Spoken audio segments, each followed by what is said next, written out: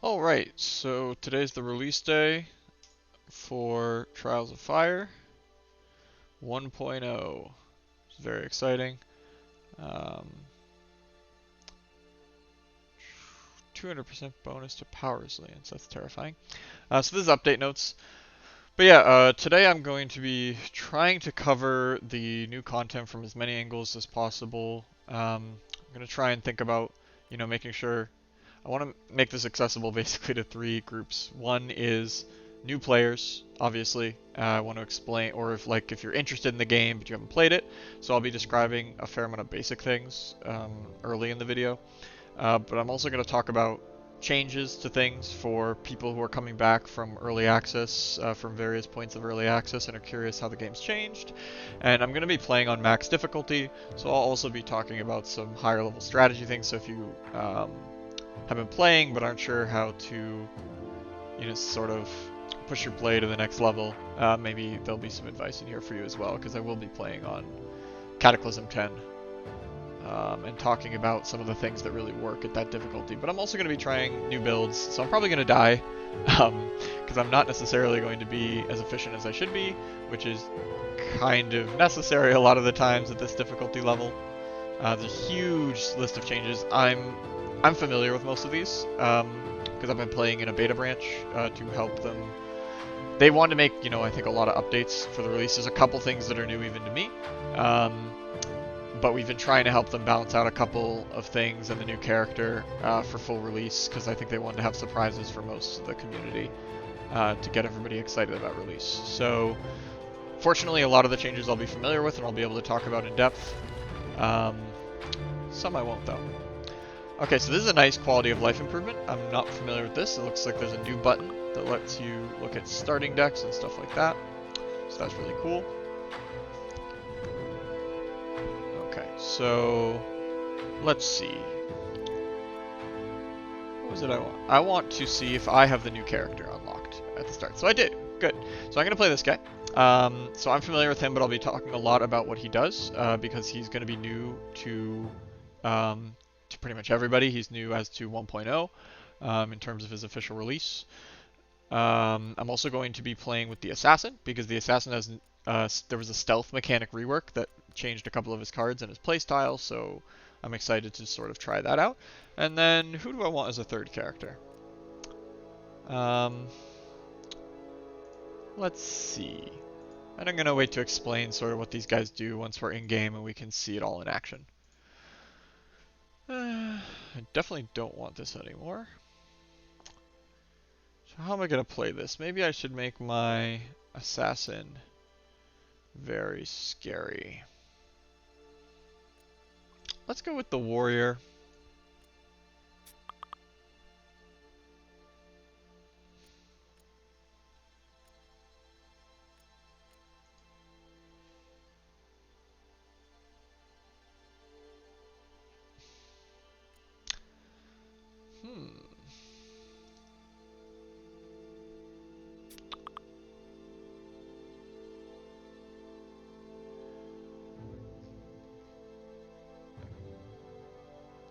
I think we will play with two of these, and the Occultist will be support.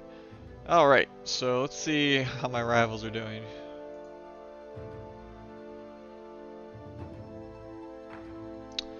Oh, right, they've reset the leaderboards. That's right. So there were, I believe, 3 wins on Cataclysm 10 recorded. Now it looks like we're all back to... I don't see any of the main competition here. Like Antslayer 23 is extremely good. He'll be back on here in no time, I'm sure. Arbiter, I can't remember his in-game name, is incredibly good. He will also, I'm sure, come back here in Cat 10. And, my previous score was quite a bit higher than what's in there right now. So eventually I'll try and reset this, though right now I just want to go through some new stuff. Alright, let's dive right into it. Okay, so for people completely unfamiliar with the game, the general structure is I'm going to be headed to these core main objectives. And I can look here at my next boss, which is going to be the Moth. What's his name? Can't remember. It's actually Devil Moth. That's right. So I need to beat 4 bosses because I'm playing what's called Trial of Fire on long.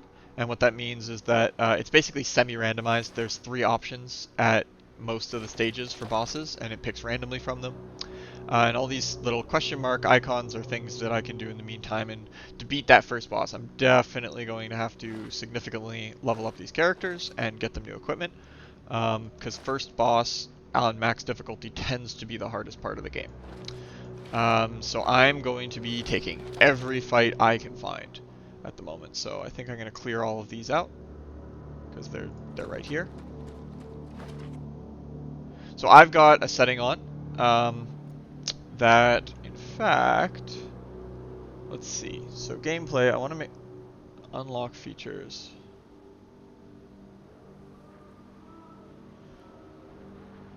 I do want all unlocks. I don't actually know if I can reset that mid-game, so I'm going to reset the game really quick.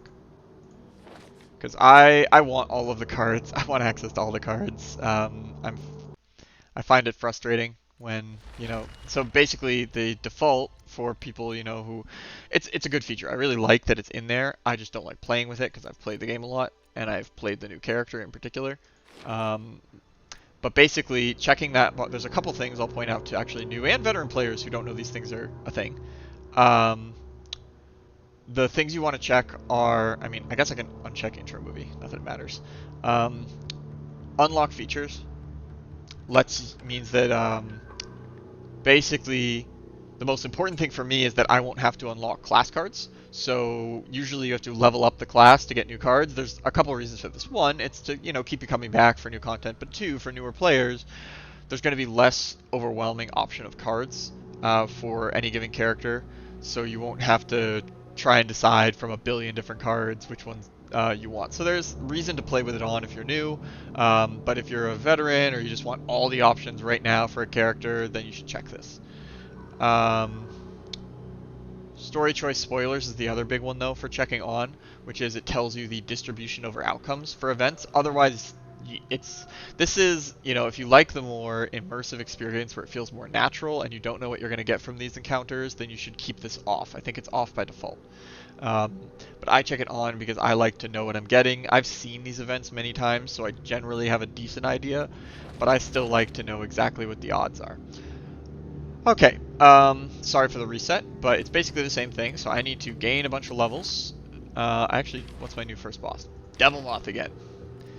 Okay, hard battle is the first battle. It might be a little annoying.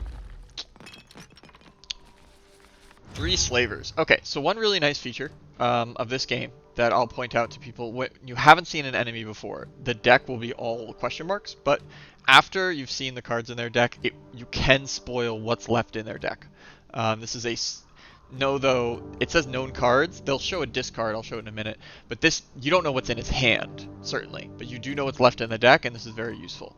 Unfortunately, right now, someone actually mentioned this in the Discord recently, I think it's an excellent idea for new players. You can't really tell what these cards do if you're not familiar with the game, but I will guide people through in a way. You can go on the Discord, and there's a bot that will let you type in the name of a card and show you a card, so there's a workaround that requires Discord.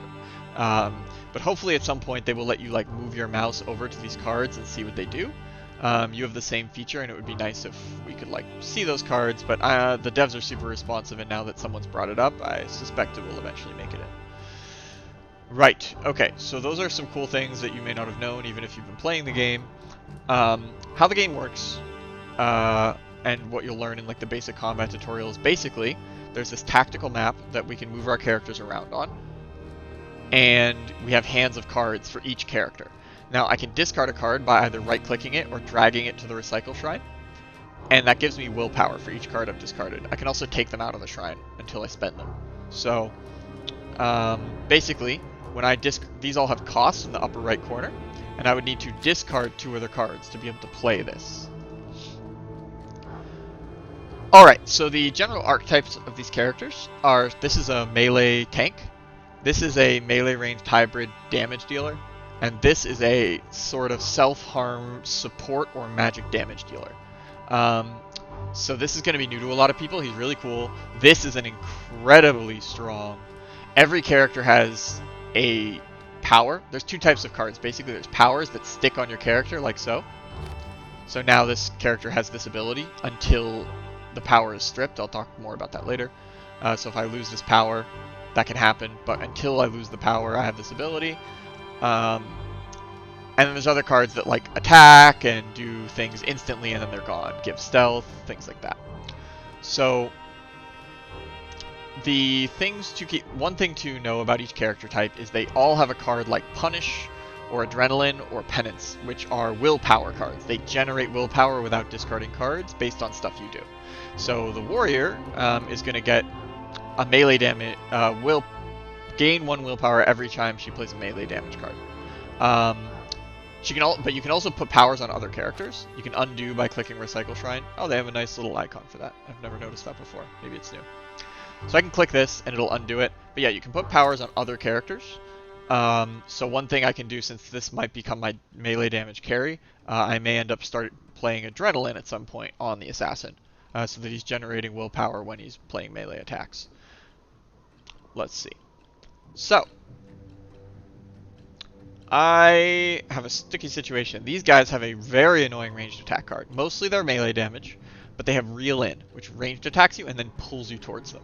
So what I need to do is I need to get in cover. Now, another really useful feature that was added midway through early access, roughly, is you can right-click on a square to see lines of sight. So this is going to be very helpful because I need to be in squares that have tough lines of sight for them to draw.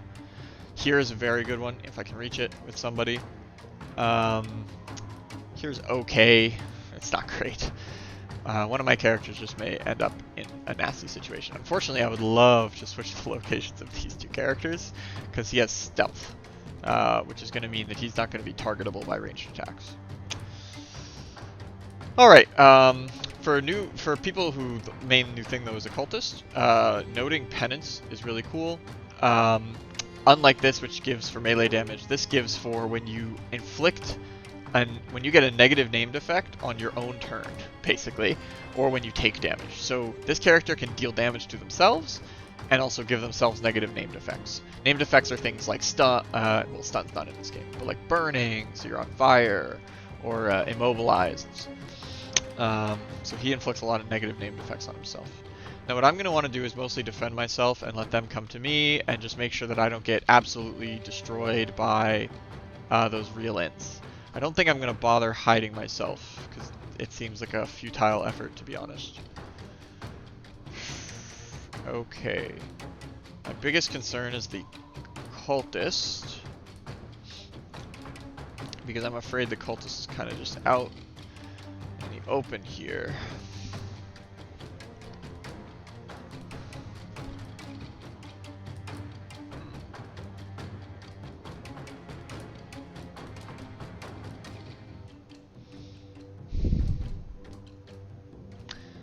Love to play. These are not the cards I want at all, unfortunately. So let's redraw. So what you can do is you can discard cards from your hand, and you'll notice little dots showing up of how many cards you've discarded from this character's hands, and you can click redraw up to the redraw number per battle. So they start with 1. And then it'll redraw a card. It'll draw new cards equal to the number of cards you discarded. So these are now in my discard. Unfortunately, I did not draw what I wanted, which is Force Field, but that's okay. I did draw Advance, which is still quite useful. So this lets me... You can discard any card to move 2, but Advance is nice because it moves you 2 and gains you a willpower. So it's better than discarding it. So we're going to move this guy to some relative safety, because we're going to, I think, drop the Warrior in front of him.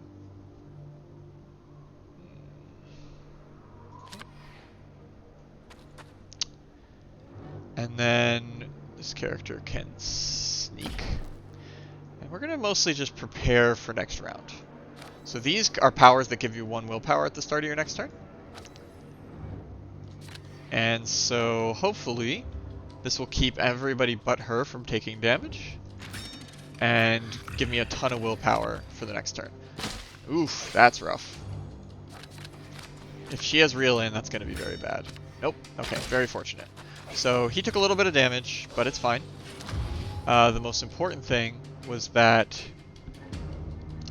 he didn't lose his power, so when characters take damage, there's resilience on a power. This power has 4, and if he were to take 4 or more damage, he would lose this power. It would get discarded.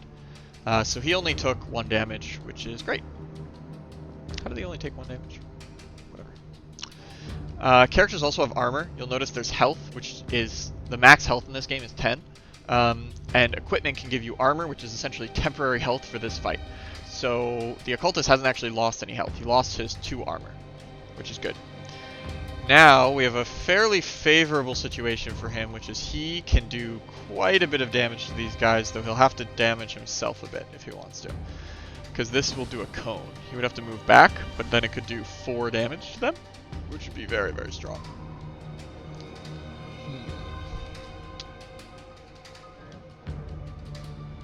On the other hand, I may just want to kill this guy using a combination of these 2 characters.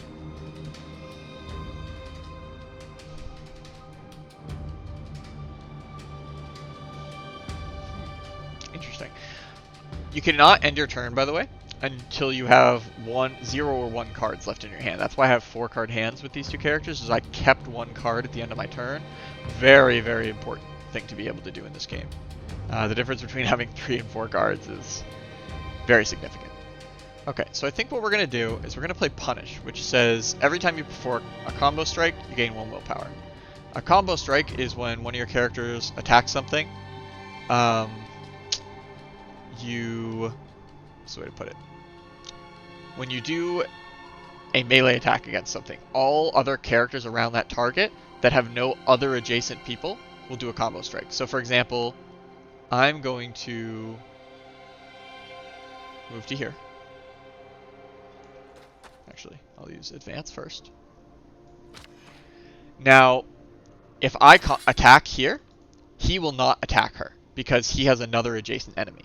But if the Occultist attacks this guy, notice it highlights him in yellow because he will combo strike, which means he'll do 1 damage in addition to the 2 damage that this guy's going to take from that. So 2 combo strikes will do 6 damage. With 2 attacks with a combo strike, we'll do 6 damage, bringing her down to 9. And then, let's see, it's going to be a bit annoying because it looks like I might end up being 1 short from killing this character without using Mind Blast. Frustrating. Or Call the Flames. I'll have to use one of the 2, it looks like.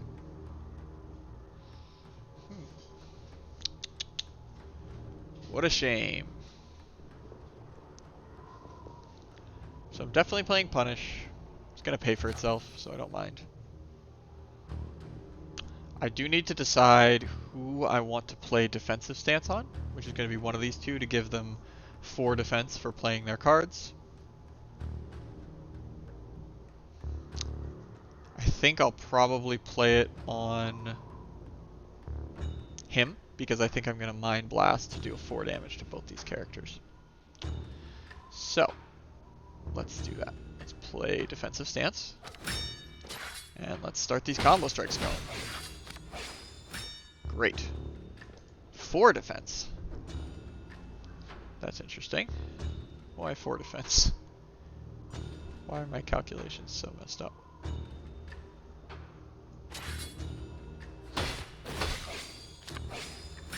Ah, right, it's because so every character has a once per turn power. Hers is to, oh, he's probably going to get more attacks than this guy, so it's fine. Hers is once per turn after you play a card and are adjacent to an enemy, defend 2 on all other heroes. So that's helpful for defending my other characters. Now, how to finish these characters off. I think I'm going to step back using Call the Flame to maybe here. Actually, probably here is better. And then deal 4 damage to both these characters. And 2 damage to myself, sadly. Now, I believe this will trigger his... yeah, first time you play a non-movement, non-power that affects 1 or more friendly heroes, one of them draws a card. So I think this affects himself because he suffers 2 damage. Let's try that theory out. It does. Okay. So he gets a card for that, which is great. Now, what I need to do... Unfortunately, I wish I could get a combo strike with this guy. Because these attacks are dealing 4 damage, which is almost enough to kill. A bit frustrating. But that's life. So I'm going to move Unseen to here. He's actually better defended than this character is. It's a bit interesting. I want to block her from easily reeling him in. Now you can't play ranged attacks when you're adjacent to something. So as long and you can not move. Notice how this is moved too, but if you end adjacent to something, it's gonna be sticky essentially. You can't. There's a engagement zone apparently, essentially. So this character will have to move twice to be able to range attack this guy, which is very good. I think I'm gonna move Unseen to here. It's not actually gonna protect from this hybrid slaver, but at least then I'm not right next to her.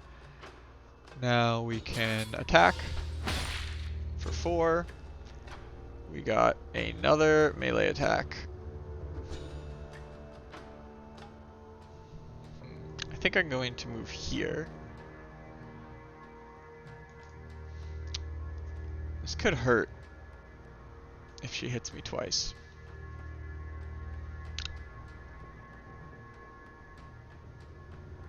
Ah, I could get force field. That would be a good idea, I think. So let's redraw again.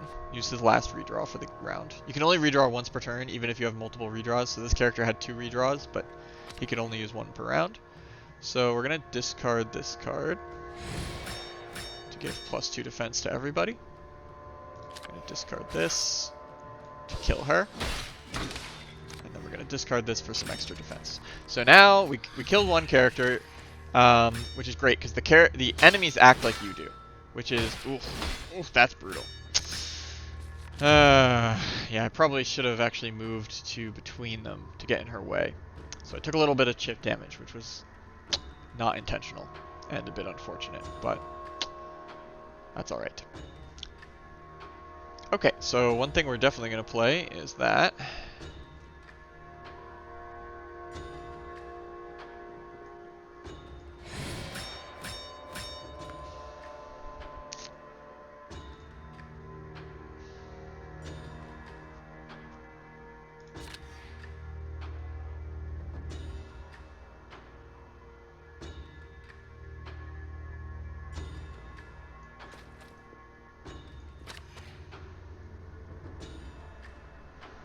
So I really need to kill this character.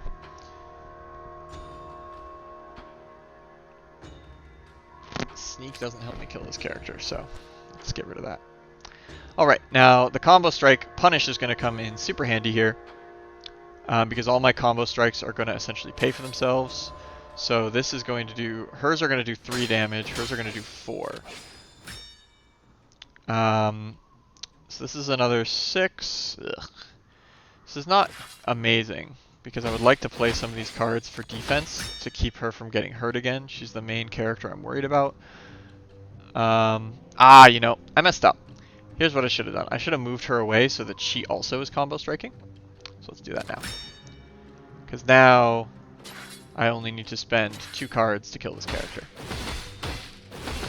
Very important. So that attack attacks twice. It's very nice. And what we're going to do is just use this to kill. And then discard both of these for defense. So, especially at these really high difficulties, please play on easy or medium first. It is much more forgiving. These characters have a ton of health, and they hit like trucks. Their decks are upgraded, so a lot of these cards are doing literally 50% more damage, which is immense. And what you really need to do at this level is you need to be killing things.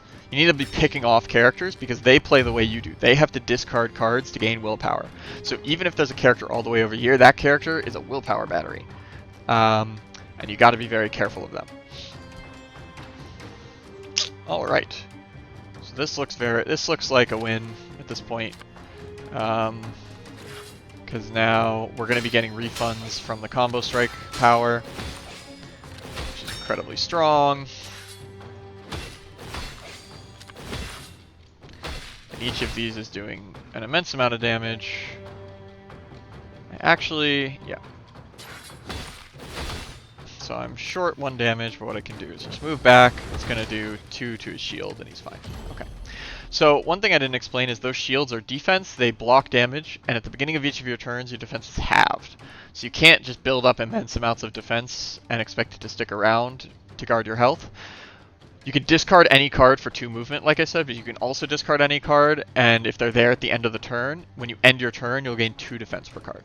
It's very, very useful. Once you start winning a fight, you know, during those early turns, I'm willing to take a little bit of damage to kill some stuff immediately. But once I've started to whittle things down to a manageable level, I'm willing to discard a lot of cards to gain defense. Okay. So. Now. We're going to upgrade him. These are some very good things.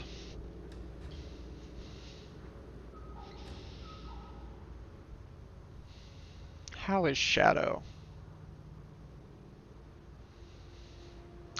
So the 2 characters I'm really going to want to have stealth are these 2, because it gives a bonus now to melee and ranged attack. It does not give a bonus to magic, which is very important because the Occultist is primarily doing magic.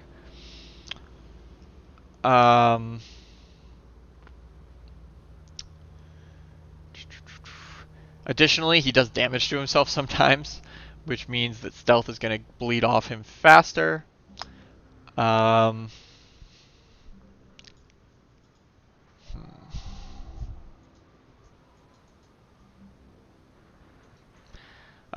Versatile got nerfed. Thank God.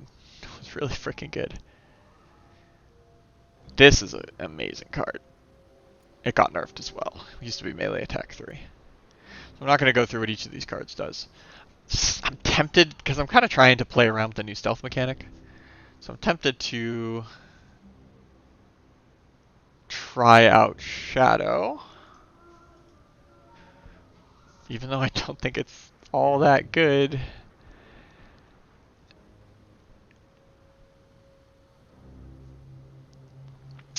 It would make the sneaks better. I'm trying to think. Yeah, let's try out Shadow. Whatever.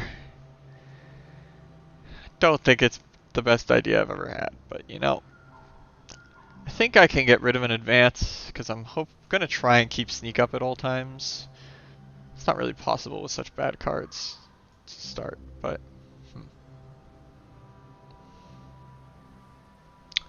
I don't love the idea of getting rid of damage cards off of my assassin right away. Yeah, let's get rid of swipe. Swipe's not that good anyways. Okay, we're going to try that. So every time you level, you have a choice of a new card. You can also upgrade a card if you don't like any of your 4 choices, because you get 4 random options.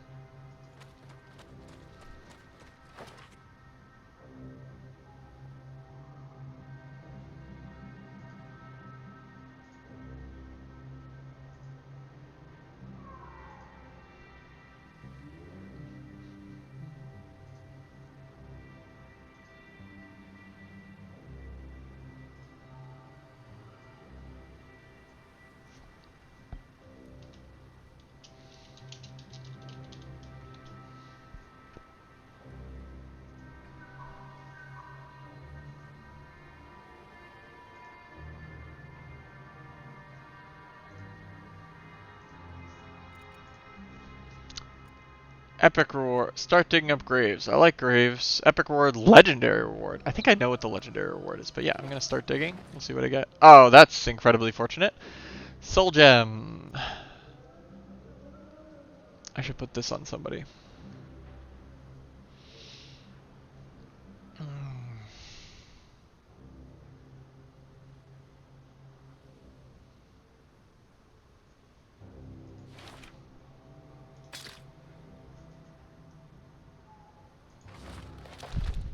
So when you put these things, notice it as armor, so it adds to my temporary health every game, and it also has cards associated with it, which get added to your deck.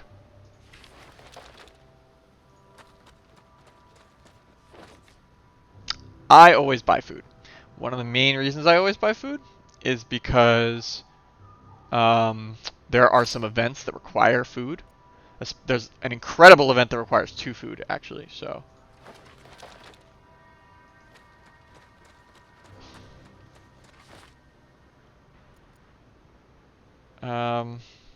Sure, whatever. That's a lot of reward. Holy crap. That's a lot of crafting material. Okay, let's just rest. So, you have this bar, which, while you're fresh, you have no effect. As these go down below further bars, you're going to get dead cards added to your deck that do nothing, and they're really annoying. Morale goes down if you're not headed towards your objective and goes up if you are. It's a system to, keep you moving in the right direction. Let's try this out first. Okay, usually, if you have the choice, you should take character-specific options. So here, because I have Charok, this assassin, I will be able to basically get the reward without risk. So even if you don't have story spoilers on, you should basically take those when you see them. Well, that's a crazy card. Okay, you're now a damage dealer. Congratulations. And it's too bad. I like that staff, but. Now, I probably would like to fight these characters just for the levels. Let's see what this has to offer. This is once again an event that requires food. Now I have no food though, which is very annoying, but I did want all the money. That's a crap ton of money. I think what we're going to do, so you can look at the minimap. Well, actually, the minimap is the one thing I choose to cover because I think it's one of the least important pieces of information. But there's a minimap in the top right corner, and I am basically going to head in a direction mostly because I see that there are 2 close together things in this direction, even though it's away from objective. Right now, I'm just trying to farm. Let's farm this enemy.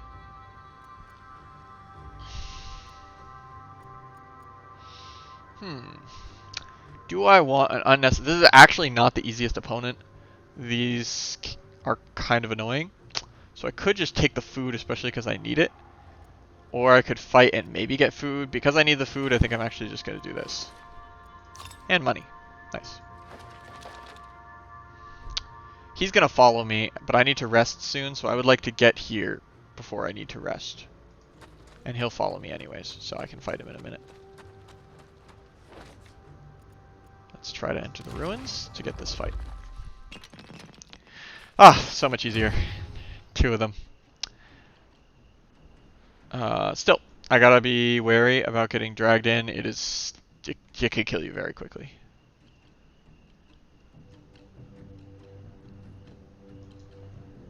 These are not great, to be entirely honest. I think what I'll do... The thing is, I don't have anything I want to play, so advancing just feels kind of useless. Using advance right now would be disappointing.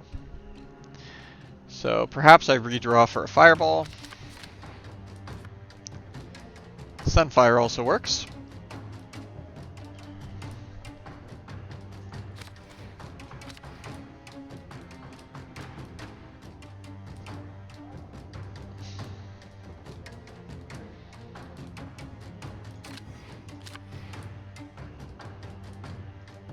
I think we're going to discard 2 of her cards and 1 of his.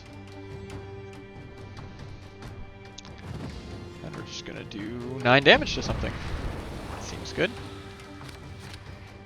And then we're going to load up on defense on these guys.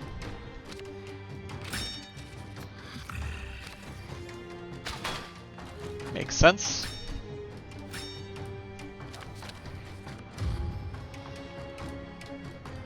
Now I want to get out of line of sight. See, so notice that she can't see me, but I can see her because the line of sight is blocked by my ally. If I go here, you can shoot past your own allies. That used to not be a thing, and it was terrible. Oh, it was so bad. Okay. That was like way early access, though.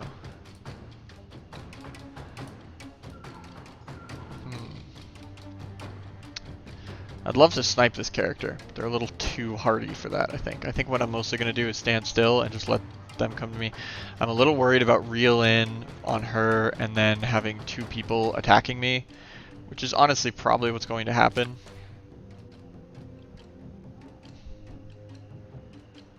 So she should probably discard all her cards if I'm going to make her sit here, because she's in danger.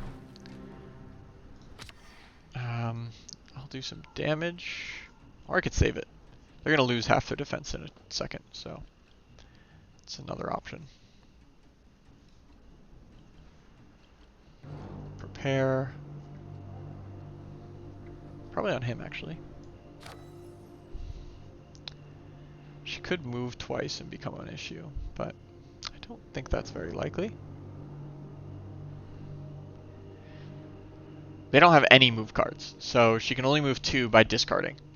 If she had a move, if she had an advance, because some of her cards are upgraded by difficulty level, advance when upgraded becomes move 3, then I'd have to be a little worried. But if she has to discard 2 cards to get to me, she's kind of going to be out of gas by the time she gets to me. So that's better than her attacking Jar at that point, I think. So,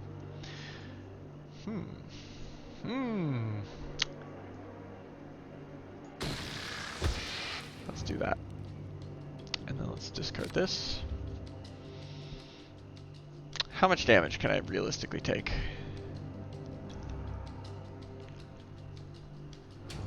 I think I'll keep a card. I could take a lot. If I get reeled in and then hit like 2 times, those could be up to like 4 damage. Could be a lot. It's really an annoying decision. Let's just discard to be safe.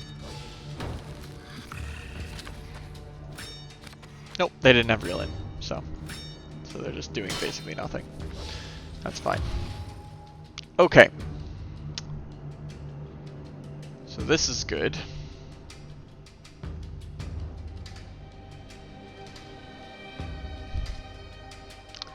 $13 health and 17 health. Ooh, these are some meaty enemies right now.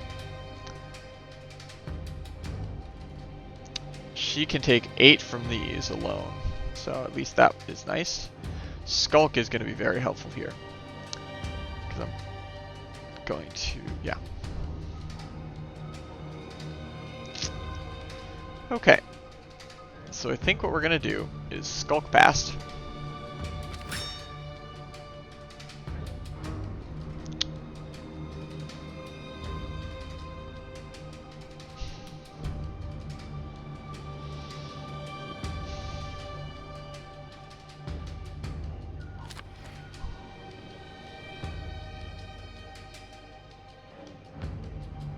Punish on her, actually. Defensive stance on him.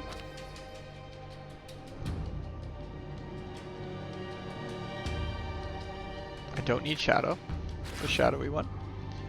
Let's just hit for 10.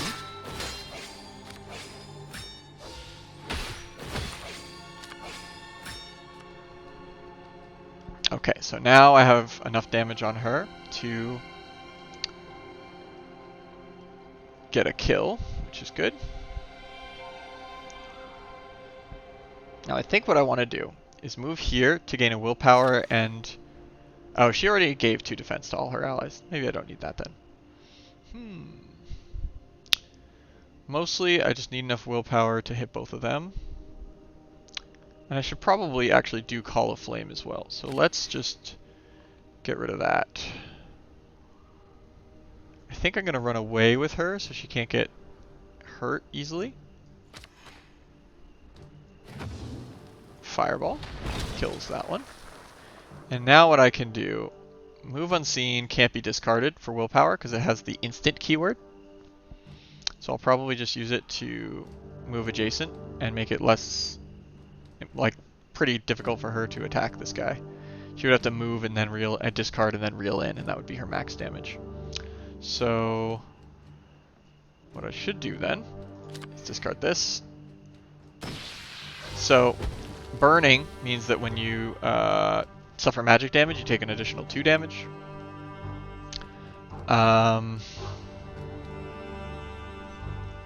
And so that's why I want to make sure I played that 3 magic damage. Also, at end of turn, you'll take 2 damage. So she's in trouble. Let's move Unseen to here.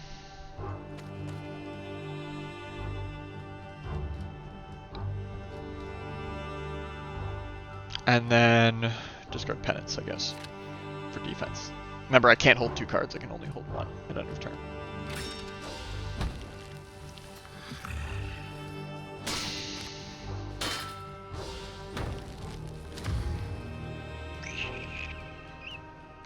Yeah, none of this really matters anymore. This is quite easy to win at this point. So let's just move to here.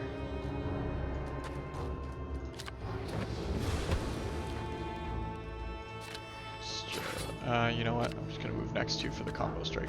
That'll kill. Great. No damage. Armor has made it much easier in this game to avoid taking, you know, chip damage over time. All right, those are helpful. Who to upgrade next? Let's go with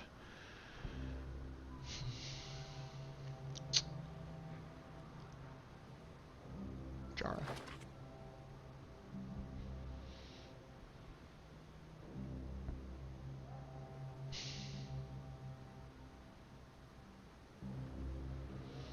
That's interesting.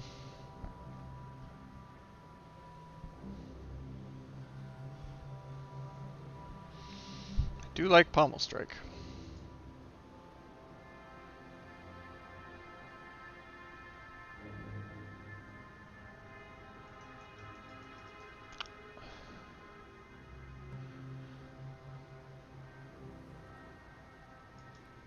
So the fun thing about this card actually is it will up the movement I get from the move Unseen and allow me to run around like crazy. And that sounds like a fun thing to do. I'm only playing Occultist because he's new. I'm actually not thrilled to have him on this team comp. I think what I'll probably mostly use him as is like maybe a buffer, and then have these two run in and beat the crap out of things together in melee. I don't know. I'm just playing it by ear. I want to try something fun, so let's take Rush. I'm not convinced that's actually the best thing to take here, but I think it's a fun card that can lead to really crazy combos later in the game. So my party is tired now, which would mean that I'd add 1 fatigue card to all my characters' deck, which I don't like. Let's put these items on characters. Move 2, then draw a card.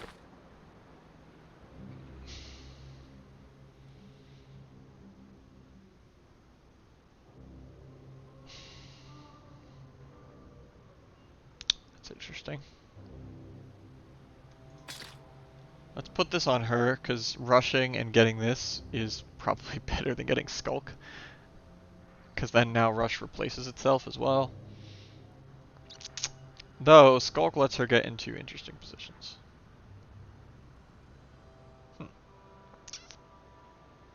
Tough call. Let's do it this way. She's also getting less armor from this, but armor being spread out is probably better anyways. Inflict Burning. I do like Burning. This is a really good tome with the staff because these cards are very expensive and this can reduce their willpower cost. If I upgrade this tome, it's actually even better because this card upgraded, it reduces willpower cost to 0. So being able to cast Sunfire and Fireball for 0 is pretty amazing. Which is why that's probably what I'll do. This upgraded does what? Move 3. Yeah, no, thanks.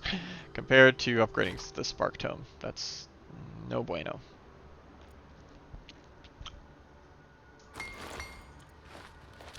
Alright.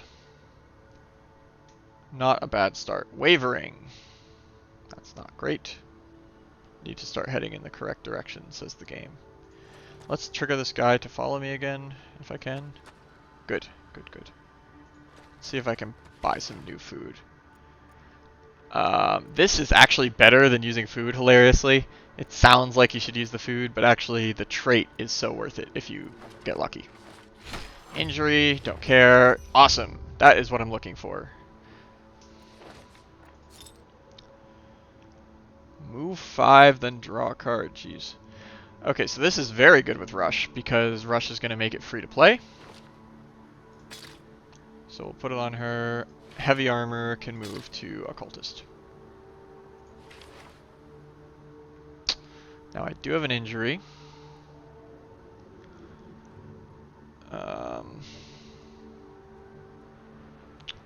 Definitely buying the food. I'm not sure if there's much else I want. Stock can be quite nice. I don't think I'm going to pay 70 money for it, but you know. We could sell the staff and the robe now. But I should probably buy the healing herb for 90. I have a lot of money anyways, so.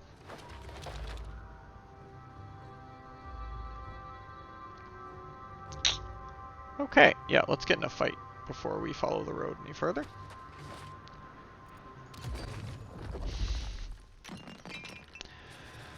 These guys are what are called elite enemies, which means they have these special borders and they have annoying abilities. One of the reasons Water Gem is a great quest to start with is because I believe the first boss is actually an elite enemy, not a boss. So it makes it much more tractable, especially on the highest difficulty. If you play the highest difficulty, it is very hard to win consistently. In anything other than Water Gem, I would say. So if you want to play the max difficulty, but still feel like the game isn't RNG based, you can pretty much win every time playing on Water Gem because of this reason, and because the first boss tends to be the highest difficulty spike.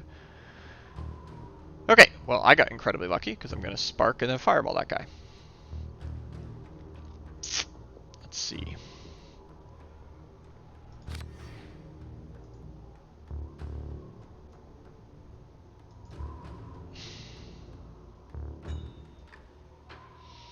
We're going to sprint. Sorry, not sprint. Quick step.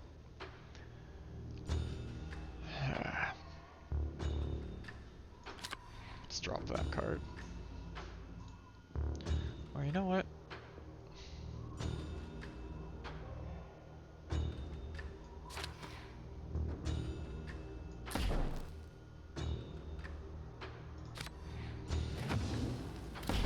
So this guy's annoying because when you deal damage to him, he deals 2 damage to adjacent enemies, so fighting him with like melee only teams is an absolute nightmare. Okay. But that is an incredibly convenient card to have against him. So strip this and drop this, I think, and call it a day. The fact that he has Burning 2 is excellent too, because now I can call Flame him for 5 damage. Oh, I forgot about that card. I really should have checked his deck composition. That was a big mistake. Okay. Okay.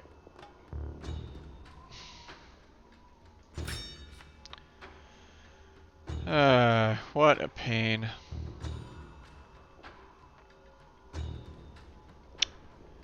So I think the answer to my problems is to call Flame him.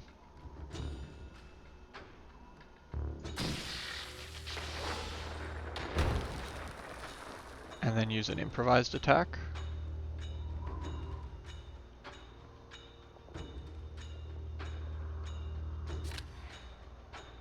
For 1 damage.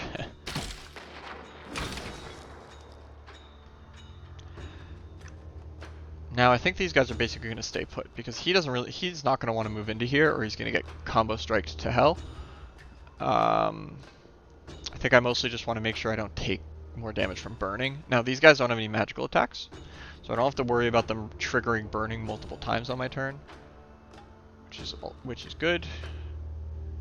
I think what we're going to do, if he takes 2 damage, he won't take any damage through his armor. So he's at really very little risk of taking non-armor damage. So I think what we're going to do is discard that to sneak. And then discard maybe all of these, actually. Certainly these 2. Let's discard everything there.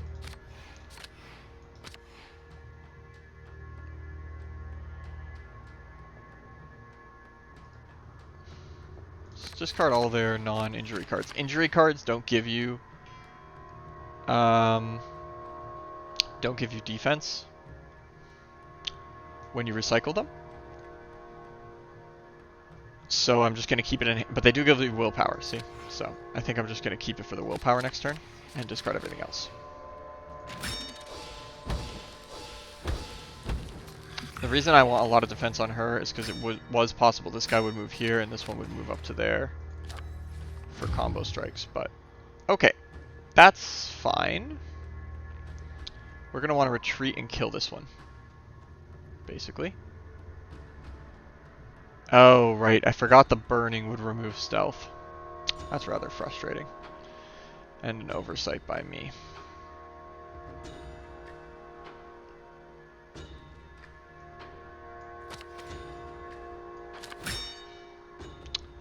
Play defensive stance on her.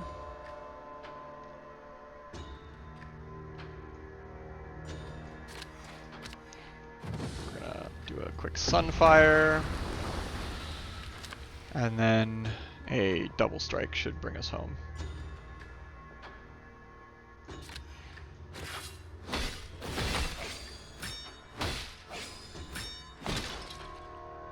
Alright, that's pretty good.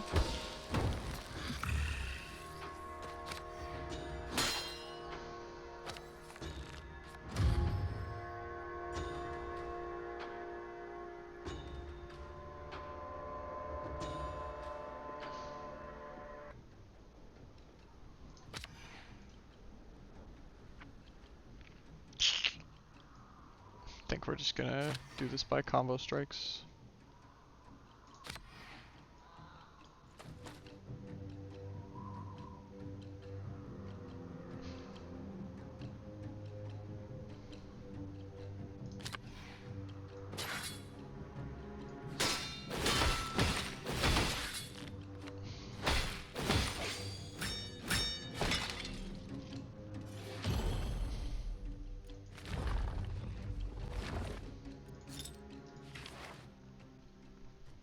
You have to level people up evenly, so because these guys are both level 2, he needs to get leveled up next.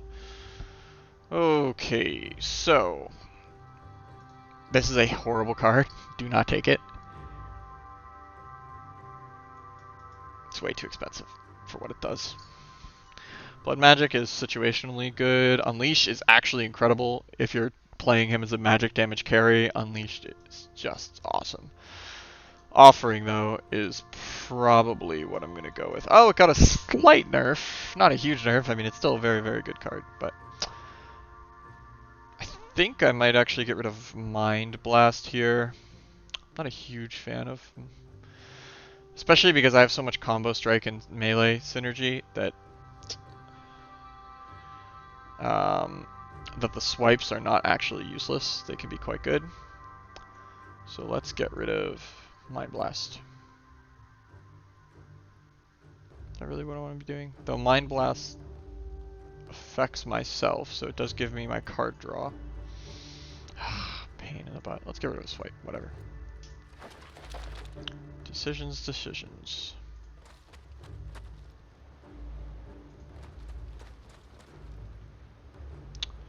I would love to go here, but if I go there, I'm going to drop down one stamina level before I can reach town to rest. Now, depending on where you rest, you gain different amounts of stamina back. So because of that, I'm going to go to the town first. I'm also rich, so there's a lot of stuff I could buy at town.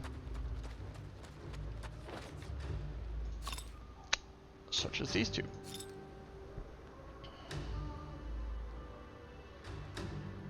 Those are garbage items. Okay, let's continue. Let's take a side quest. These give you an extra thing to do. If you complete them, you gain a level. An extra level. So I could heal an injury. I don't know about that. Or I could forget a card, which is probably what I want to do right now. I don't think there's an item I really am desperate to upgrade. Upgrading this wouldn't be bad, but I don't have the materials for it. Hone lets you remove a card from an item, so it lets you make your deck more streamlined, which is pretty good. So healing this injury would take away minor injury, But minor injury is not bothering me that much, to be honest. It's minor for a reason. It's probably one of the best injury cards you can get, if not the best. Because you can still discard it for willpower, and you can still discard it to grab something new. So I'm kind of okay with this. And every time you beat a boss, you can remove an injury card. So I think I'm just going to wait on that, and instead forget a card to make my deck thinner.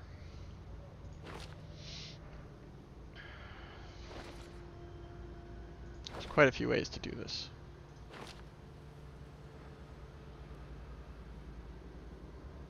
I think the deck I want to make thinner most is probably his. I could remove Swipe or Mind Blast. Let's go with Swipe. I'm just going to get rid of all of these, I guess.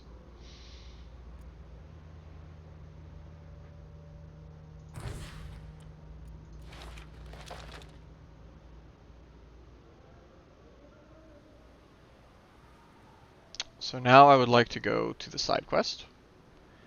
The road is faster to travel on, and this should get me another fight or something. So let's go there first. This follower is actually kind of broken, so I think I need to take the follower. This is crazy. Honing items not costing materials is actually crazy, because it adds up, and the main thing this is ridiculous for is legendary items don't require material to hone, but if you don't have her, you're going to have to pay freaking soul gems to hone your legendary items, which is garbage. You don't want to do that. So that's a huge reward. I mean, as much as I love epic items, some epic items aren't that good. Especially now it would be helpful because I only have one. But she's just going to pay for herself very, very fast. So I absolutely recommend taking her in general. This is a weird card. Doesn't actually help Jara. As much as it's nice to be able to play this movement card free because of Rush, like, she doesn't do magic damage. So let's just take food supplies. Let's get another side quest. Excellent. Side quest galore.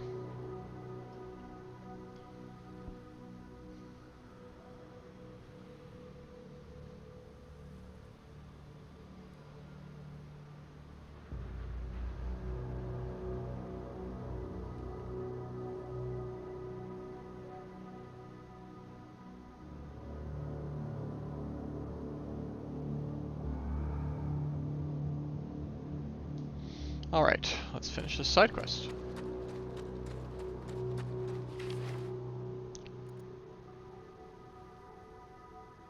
Let's take a hard battle. Meh. It's not the hardest battle I've ever seen. Okay. What a hand. What a hand, folks. How much damage can I do with this? Call the Flames can do 10... Oh my god. This guy will almost die if I just play all these cards. It's a little absurd. It's probably how I start this fight.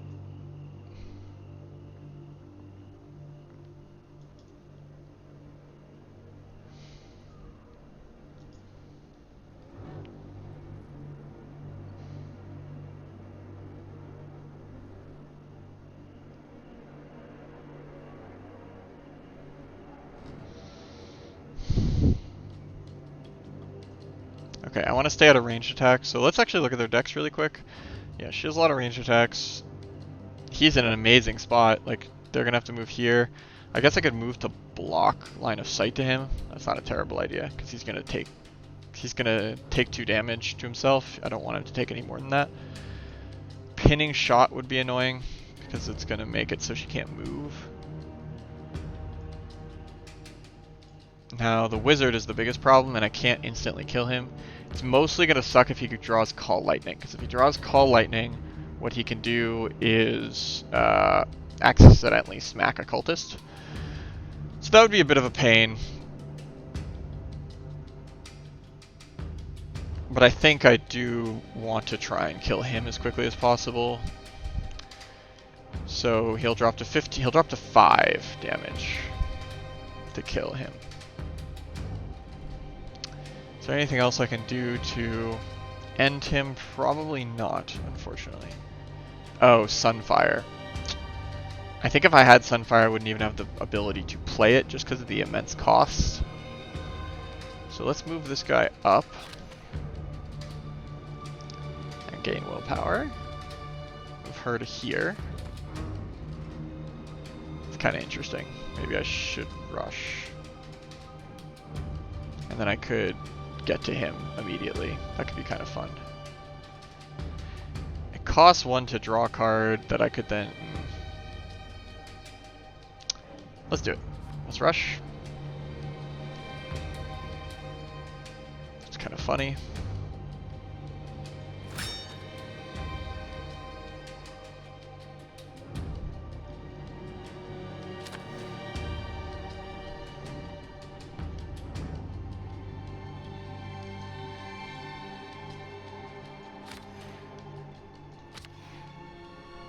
This was a terrible move, by the way. It's an absolutely horrible move. I do not recommend what I'm doing right now at all to anybody. Because I think I just made it so I can't actually kill these guys. Yes, I did. I'm a smart cookie.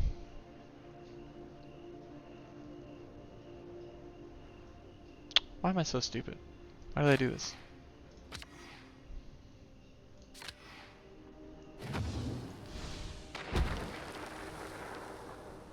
Yeah, never do what I just did. It's so bad. God. Okay, never mind. It's a little better than I thought, right? Because he burns himself, which means he draws a card.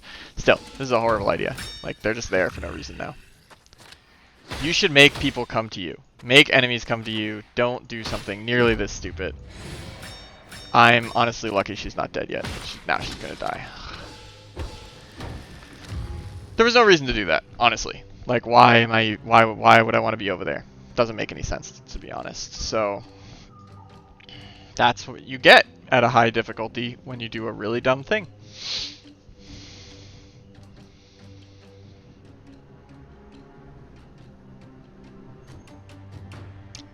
I should redraw for Sunfire, which I didn't get, so that's bad.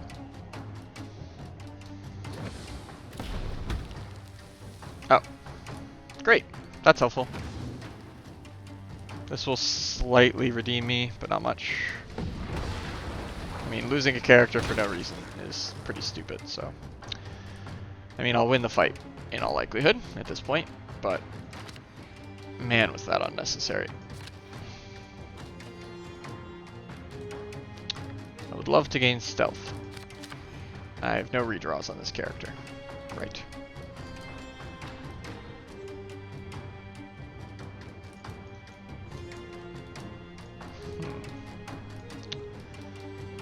Place prepare on him, double discard, single discard. Okay.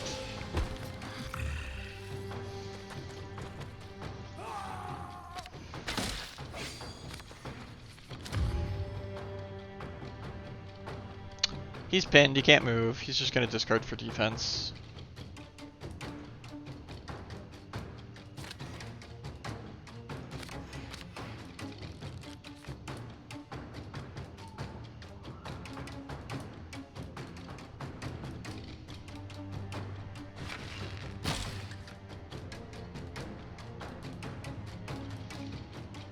God, what a mess.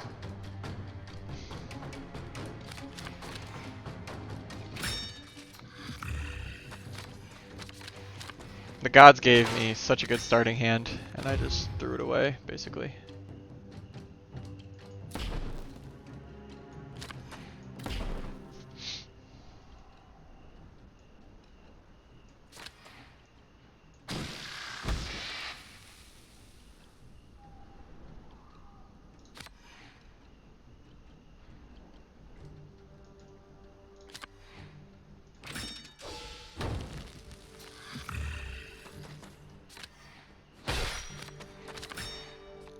God, this is going horribly.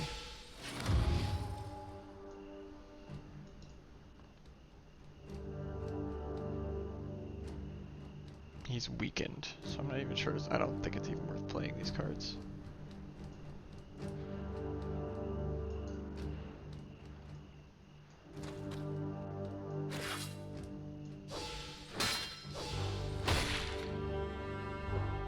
actually is worth playing these cards, weirdly enough. Mainly because I want to do 1 damage to this guy.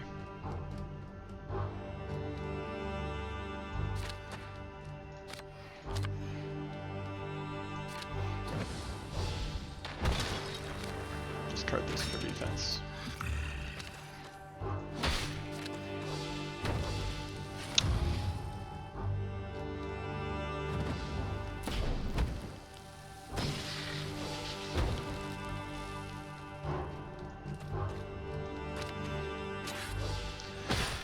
Okay, well I turned what honestly should have been an easy fight into a dead character and a huge amount of damage. Oh, that's a bad injury. That's one I need to remove, but I only have 1 thing.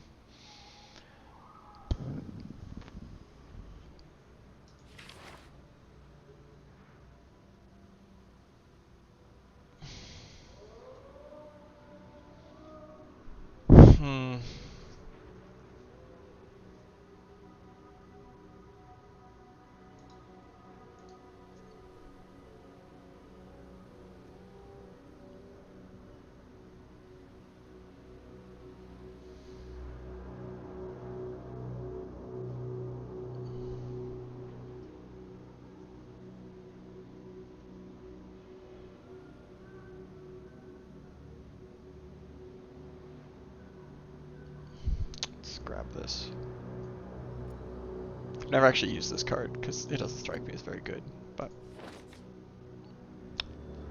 we're trying new things, especially since I just lost a character for no reason, and I don't take this run that seriously.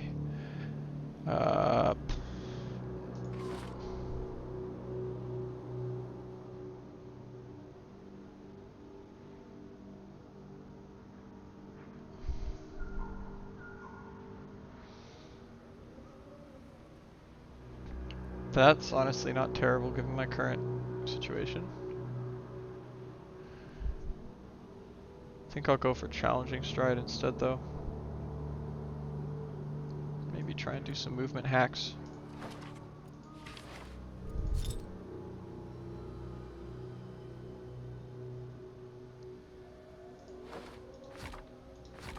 There's only 1 tome slot on him, I forgot.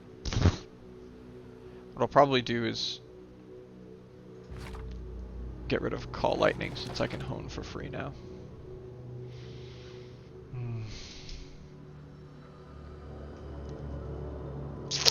Okay, so I'm pretty annoyed at myself, but I think we can make it work. Let's see if we can make max difficulty work even when you play very badly.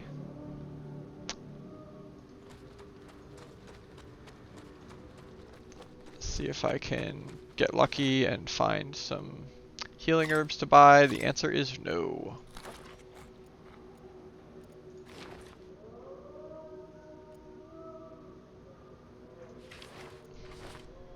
That's a terrible reward.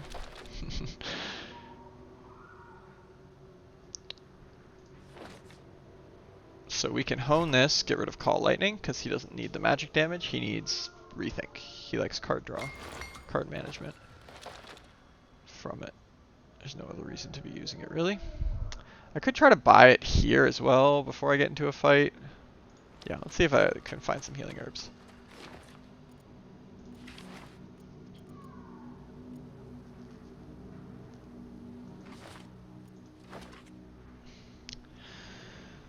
That's quite good.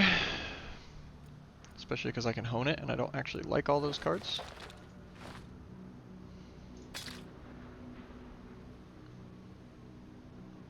Actually.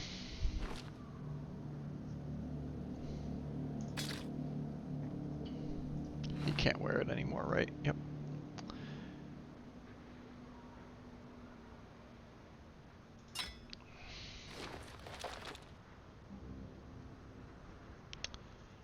Okay, let's just do the side quest now, even though I have a horrible card in her deck.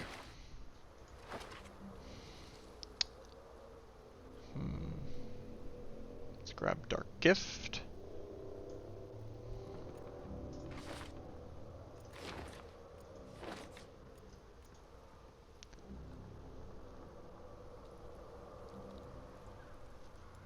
Okay. That's actually fine for me. I'm happy about that. It's going to combo well with stealth. Okay, and up. This is nice for him because he wants to be buffing them. Sure, that actually went pretty well. I thought I might get enough fight, which would have been worse in my current situation. Injury, health, oh god. I thought this could also give you a negative trait, but I guess I was wrong. And let's just grab hold of her. Okay, I got lucky.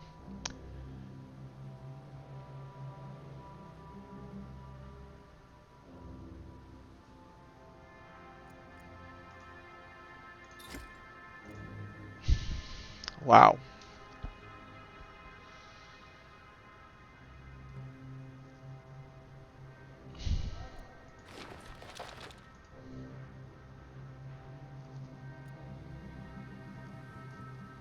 If I hone an item, I'll have 0 food. First, let's sort out who's going to carry what items. So double damage on a melee or range attack is not very good for my magic user. She can't use it. He can, but he would have to lose his book that I just honed for him, which is a little annoying. Sets me back 1 hone. Now, I would love to hone 3 different cards, honestly. Let's see what this is like upgraded. I would love to know upgrades for study mainly. Upgraded copy of each power. Okay.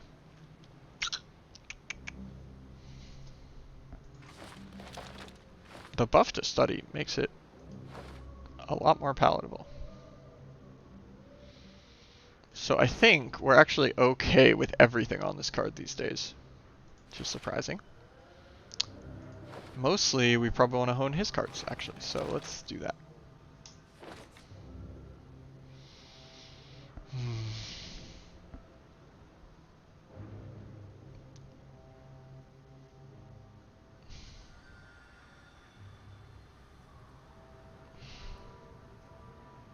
Probably Flame Fan is the worst card there.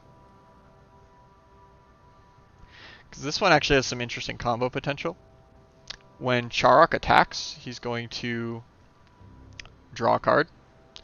But he has a card that lets him refresh his ability. So he may be able to trigger it multiple times a turn and draw 2 cards off each time. So I think we're going to hope that that's a thing later in the game.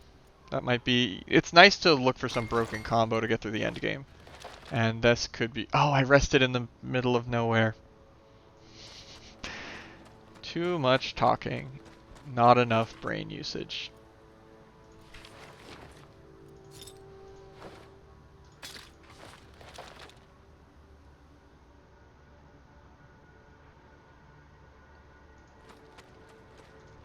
I saw that this was here because of the mini-map.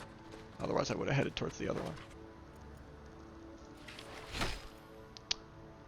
Let's get food. I need food. Thank you. Hone an item, I think.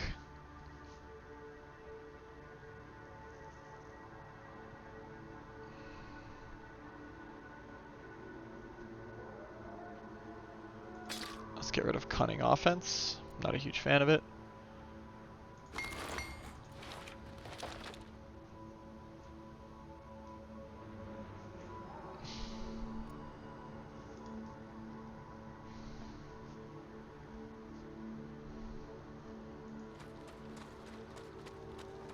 Looks like I'm pretty close to the objective.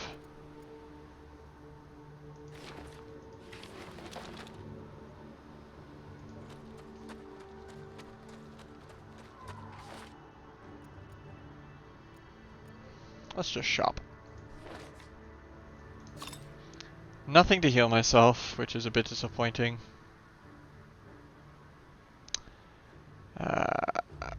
This will be better than the Flame Tome later in the game, actually, for me.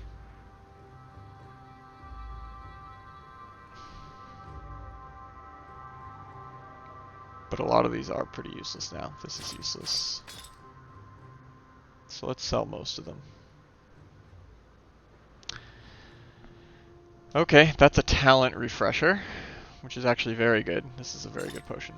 Let's get rid of it.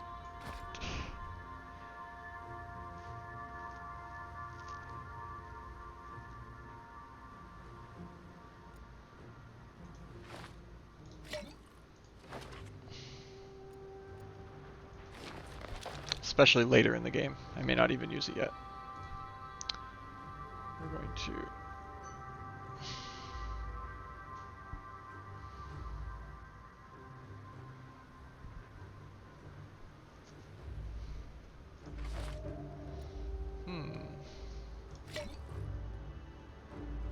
Quick Thinking Plus is not bad at all. Probably better than Honing.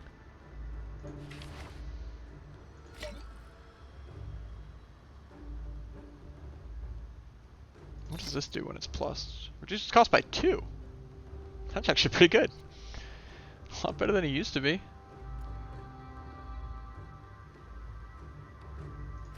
Let's do this.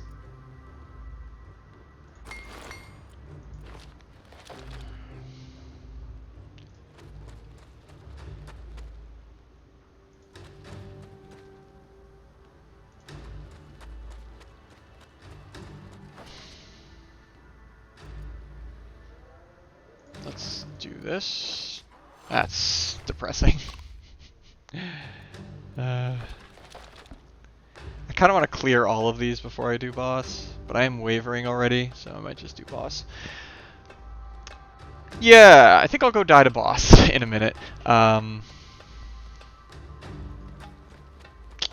Let's finish this run as a good stopping point.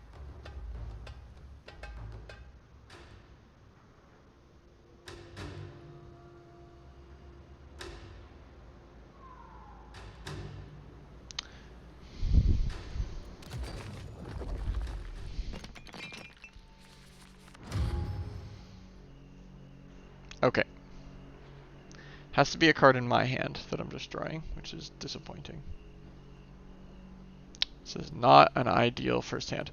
This boss is going to decimate me. He doesn't have range attacks, but he gets fly every turn, which lets him move anywhere. And then he's going to melee the crap out of me, which is a big problem.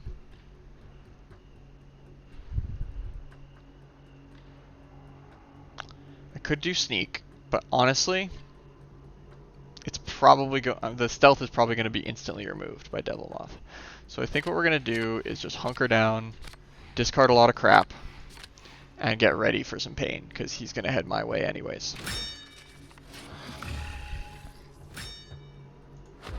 Hello.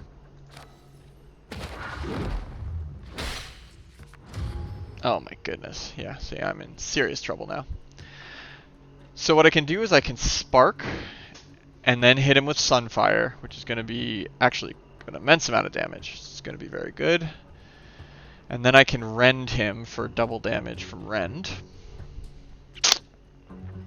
But that's about it. It's about all I can manage, I think, unfortunately.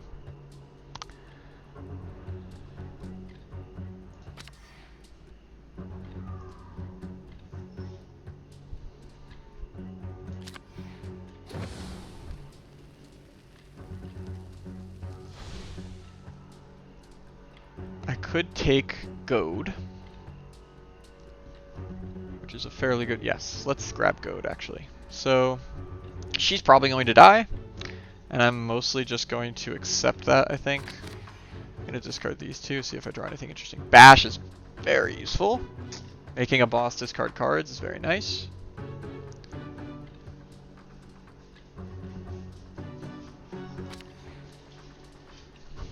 Let's see. So... Hello. Let's see. Spark. And that gives Sunfire. Because he's already on fire, it strips his defense before doing damage. Oops, I forgot to study.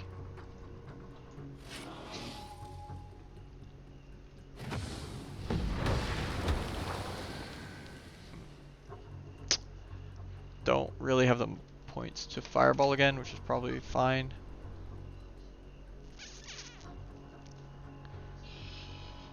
I need to be able to move her away because I would like to rend.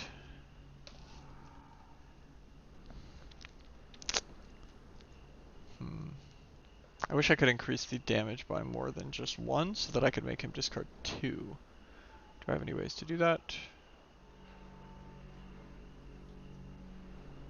Doesn't look like it. He's already done his... He hasn't redrawn yet, but... Ah, Dark Gift. If I drew Dark Gift, I could do it. So let's go for that. Nope. No such luck. Could Mind Blast for 5. Which would be very scary because he's exposed, so he's going to take 3 himself. Oh dear. I think what we do is just bash him. And run away. She'll die in a sec anyways.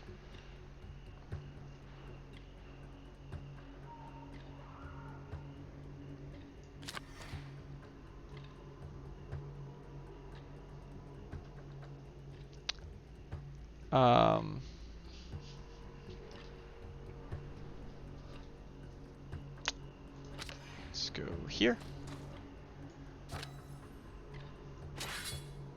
And rend for 6.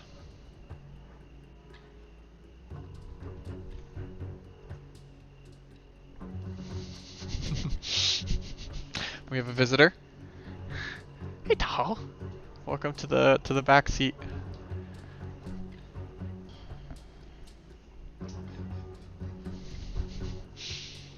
Let's see. I really need the assassin to stay alive, I think. So what we're gonna do is pile on a little more damage, and then just desperately discard for... I'm not even sure it's worth discarding for defense. If she doesn't go for Jara, then that's kind of fine with me.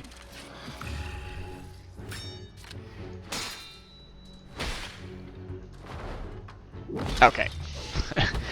Yeah, that's basically to be expected, I guess.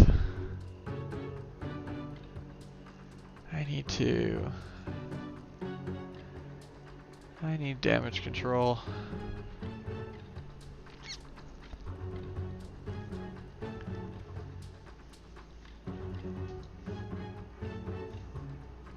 So I think we improvise to make sprint 1 less and then run over to here.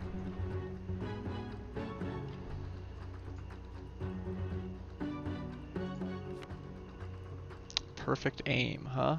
Okay. That's good to know, because now we can repel and he's going to get a crap ton of block.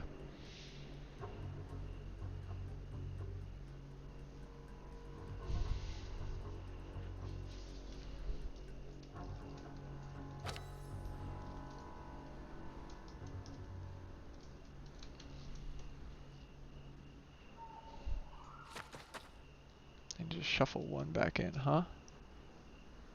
Probably...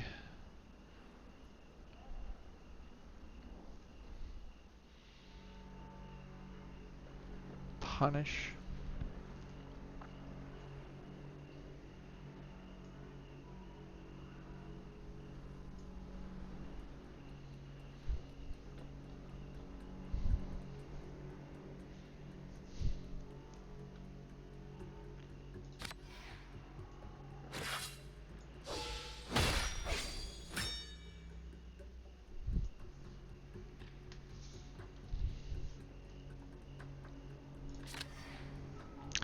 Let's...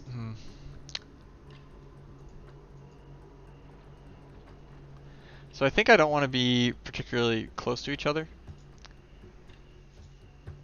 because then he can do his wing smash, which would hit everybody adjacent and be quite a big problem for me. So let's move to here. Try and sneak for that bonus damage, if I can get it. And then discard 2 cards, maybe? I'm tempted to leave Occultist a little bit open. It's probably a bad idea, though. Yeah, okay, I shouldn't do that. So let's sneak and discard everything.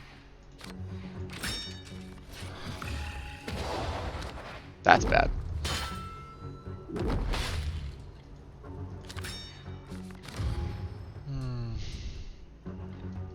Huge problem.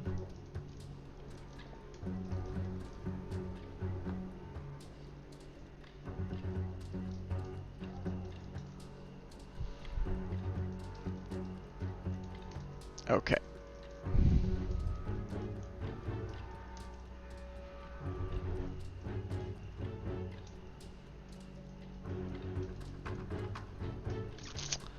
Yeah, him discarding a card was very unfortunate for me.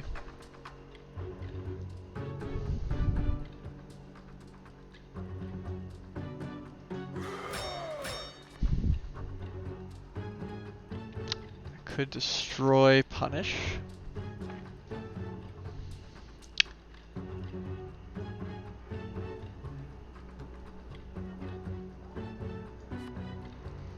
Okay.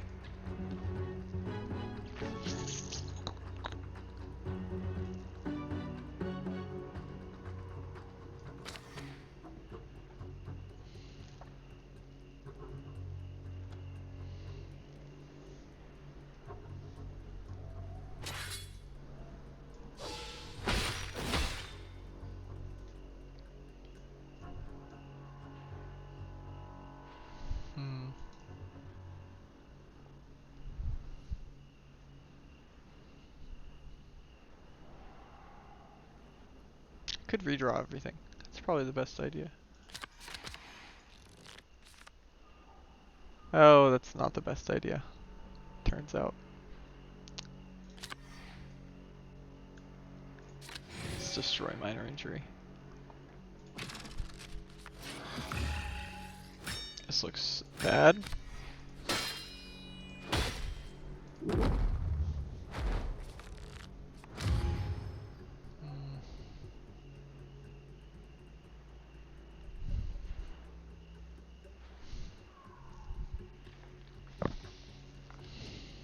What a mess.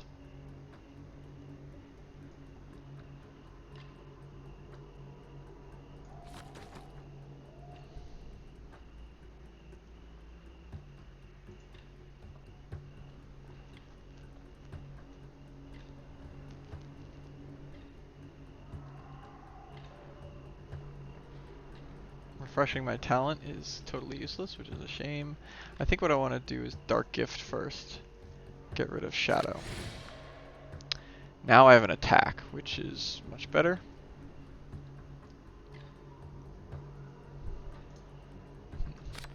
He's gonna get away so that I can get double damage off Rend, I think. If I play Perfect Aim on myself, this should do double damage.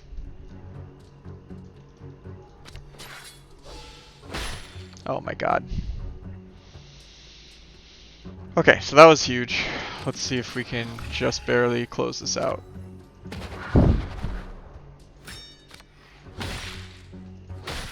Occultist being dead is a huge problem. I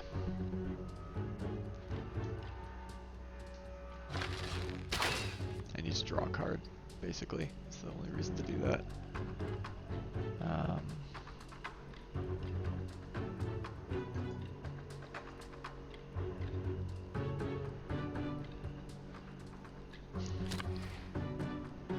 Now I get damage 3, that's fine.